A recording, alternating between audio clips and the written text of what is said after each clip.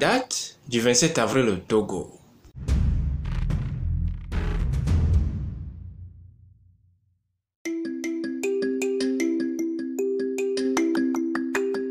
Bonjour à tous et bienvenue à Miapero Tunyao, le projet magazine qui vous permet de mieux cerner l'histoire la plus plausible de notre cher patrie le Togo, de son peuple et de son identité culturelle. Ce podcast est présenté et réalisé par Miapero Tunyao en collaboration avec Car Design Entreprise et Global Clean Service. Posez la question suivante à un Togolais, peu importe son âge, ou bien posez-la également à un intéressé de l'histoire politique coloniale, peu importe sa nationalité, que vous rappelle la date du 27 avril au Togo. Tout de suite, la réponse sera le 27 avril 1960, c'est la proclamation solennelle de la cession à la souveraineté internationale du Togo.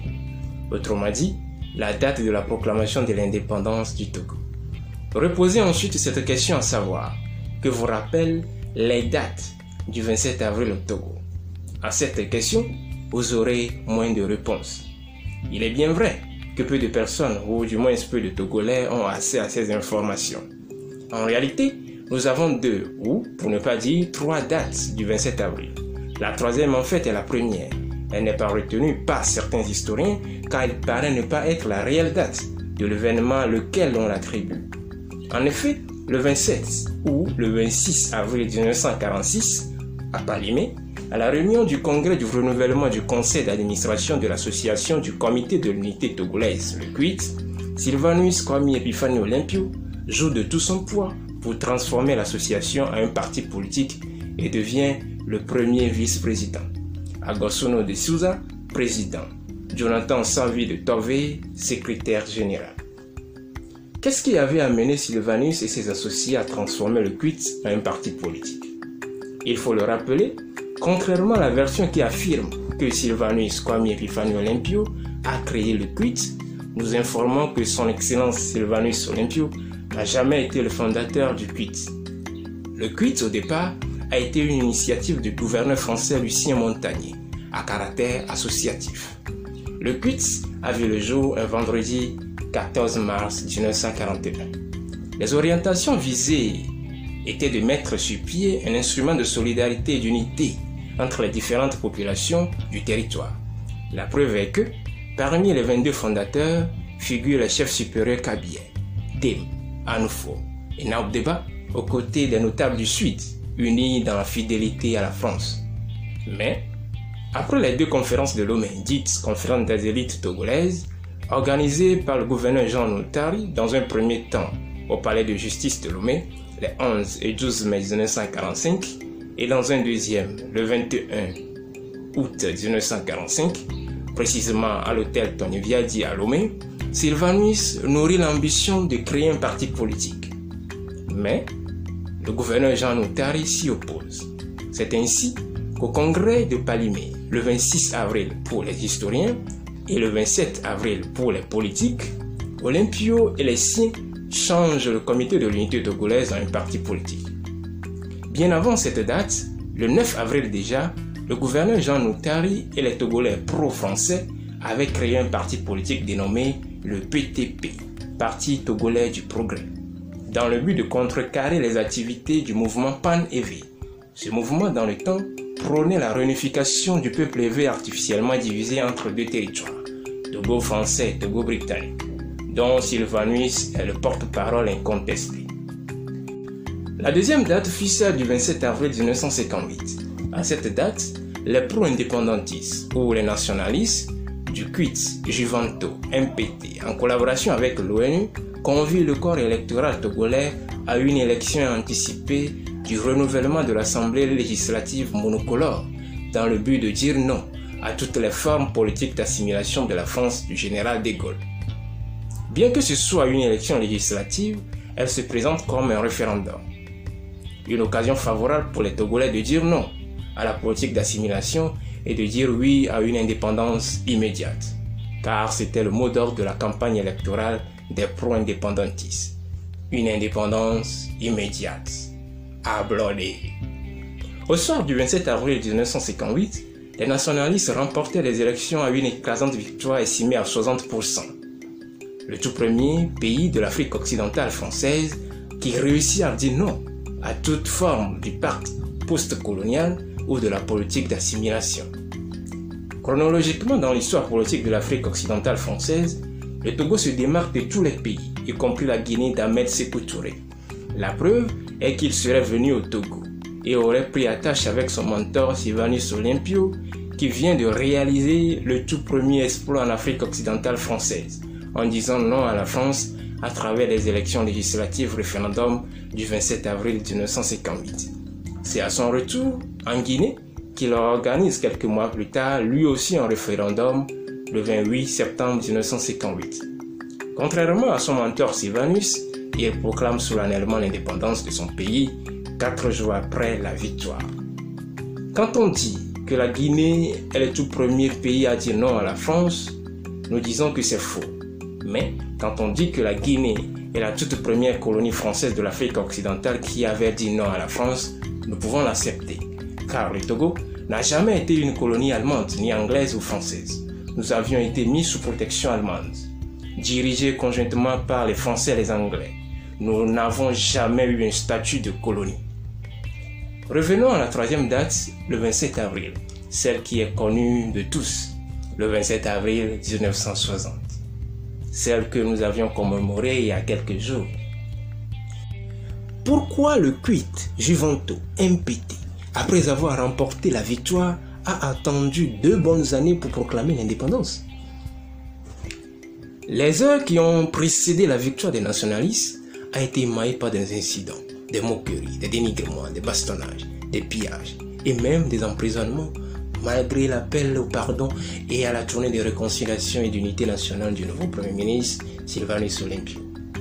Les victimes étaient les progressistes. En fait, le 6 mai 1958, dans son discours-programme devant la Chambre des députés, à l'occasion de son investiture, le nouveau chef du gouvernement exposait les grandes lignes de sa politique. Élaborer une constitution, inculquer la notion du self-help aux populations, éradiquer la corruption et établir une administration saine, intègre et efficiente. Remettre l'économie vacillante du pays sur les rails par l'équilibre du budget national. Garantir la liberté totale de parole, de mouvement et de réunion à tous les citoyens et à tous les partis politiques. Entretenir des rapports amicaux avec le Ghana. Cependant, conscient des difficultés auxquelles il avait à faire face, particulièrement celles d'ordre économique et financier, le Premier ministre jugeait indispensable de différer 2 ans la date de la proclamation de l'indépendance, ce qui ne va pas plaire, même à une partie des nationalistes. Nous voulons nommer ici les juventustes et le camp opposé, les progressistes. Les autorités togolaises ont vite compris que sans l'indépendance économique, la souveraineté politique serait dénuée de sens et se mirent ainsi à l'œuvre pour conduire le pays vers une indépendance économique. Pour Sylvanus Olympio, l'un des indicateurs de cette indépendance économique est la monnaie. Il concevait mal le fait que les États indépendants soient encore à utiliser la monnaie coloniale, le CFA, créé en 1945. Il s'investit donc pour que le Togo dispose de sa propre monnaie, le franc Togo. Il négocie avec les puissances d'alors, l'Allemagne, la Grande-Bretagne, les États-Unis, et semblait être en terrain sûr par rapport à son initiative. Tout était fait prêt. Le 14 janvier 1963, son ministre de l'économie et des finances, le docteur Imuru Hospice Koko, devait aller signer en France le divorce entre le Togo et la zone franc CFA. Malheureusement, la veille, son président Sylvanus Olympio fut victime d'un coup d'État, le premier en Afrique noire indépendante. En 1958, le Togo avait un déficit de 890 millions de francs CFA, ce qui préoccupait l'économie Sylvanus Olympio. Fidèle à sa politique de rigueur, cela lui a permis de réduire de plus de la moitié le déficit budgétaire de l'année 1958. Le gouvernement Olympio fit de même pour le déficit du budget de l'année 1959, malgré les différentes charges qui pesaient sur lui. L'année 1960 fut l'aboutissement de tous les efforts consentis par le gouvernement Olympio pour atteindre l'équilibre budgétaire. Le Togo a réussi à rembourser les dettes togolaises au trésor français.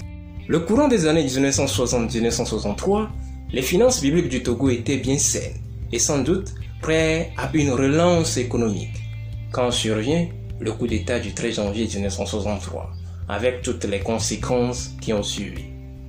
Bien avant la célébration solennelle des 2 ans du 27 avril 1960, plusieurs dates ont été proposées par le Parlement, les partis politiques, qui réclamaient constamment l'indépendance. Les dates proposées étaient le 30 août 1959, le 23 octobre 1960. Mais le gouvernement de Sylvanus Olympio choisit le 27 avril pour immortaliser cette date. 4 jours avant la proclamation solennelle de l'indépendance est votée la loi du 23 avril 1960, portant sur l'organisation des institutions de la République togolaise. Le Premier ministre assume le pouvoir du chef de l'État jusqu'à ce qu'il soit autrement institué. Elle définit aussi l'emblème national, le drapeau, l'hymne national, terre de nos aïeux, et la devise travail, liberté, patrie. Cette constitution votée le 23 avril déclare dans son préambule que le Togo est une république indépendante, souveraine et démocratique. Elle institue un régime présidentiel avec un président élu pour 7 ans et un parlement dont les membres sont élus pour 6 ans. Le choix du drapeau qui sera hissé le 27, d'ailleurs ce que nous utilisons actuellement, est fait suite à un concours national que le jeune professeur d'art plastique du collège moderne de Sokodé, Paul Aïe, avait remporté. Les paroles de l'hymne sont celles de Robert Dossé-Agnon, celui qui deviendra plus tard l'archevêque de Lomé, et la musique, son frère Alès Dossé-Agnon, tous aujourd'hui vénérés mémoire. Pour terminer, permettez-nous de vous donner quelques faits historiques qui nous amènent à dire que dans l'histoire politique de l'Afrique occidentale française, le Togo se démarque de tous les pays. Déjà en 1941, la sphère politique était animée, ce qui avait amené la France, après la conférence de Brazzaville, à choisir le Togo comme pays pilote de la nouvelle politique d'assimilation et plus tard de la loi numéro 56-619 du 23 juin 1956, dite la loi cadre des Ferré. En 1946, le Togo fut le tout premier pays à se doter des institutions politiques et électorales en Afrique occidentale. Le premier pays à élire les représentants pour l'Assemblée nationale française en 1946. En 1956, précisément le 30 août, la République autonome est proclamée, ce qui s'inscrit dans le cadre du projet de la loi numéro 56-619 du 23 juin 1956, dite loi cadre des Ferré. Le 27 avril 1958, le oui de l'indépendance immédiate. Et 2 ans plus tard, après avoir mis tout sur les rails, la proclamation solennelle de l'indépendance. Le 13 janvier 1963, le coup d'État et l'assassinat du premier président togolais élu aux élections en 1961, Sylvanus Kwame Epifanio Olympio. Le tout premier coup d'État en Afrique noire indépendante. Nous avons une si riche histoire que l'on ignore. Pour mieux approfondir ce sujet, nous vous invitons à vous abonner aux différents comptes réseaux sociaux de Miapeho Tunyao. Pour l'heure, nous partageons les connaissances qui ont trait aux événements des 13 janvier au Togo. Et oui, comme les dates du 27 avril, nous avons également les dates du 13 janvier. Pour plus d'informations, n'hésitez pas à nous écrire ou à nous contacter sur les numéros +228 90 02 46 76 ou +228 96 69 14 26. Merci et à très bientôt.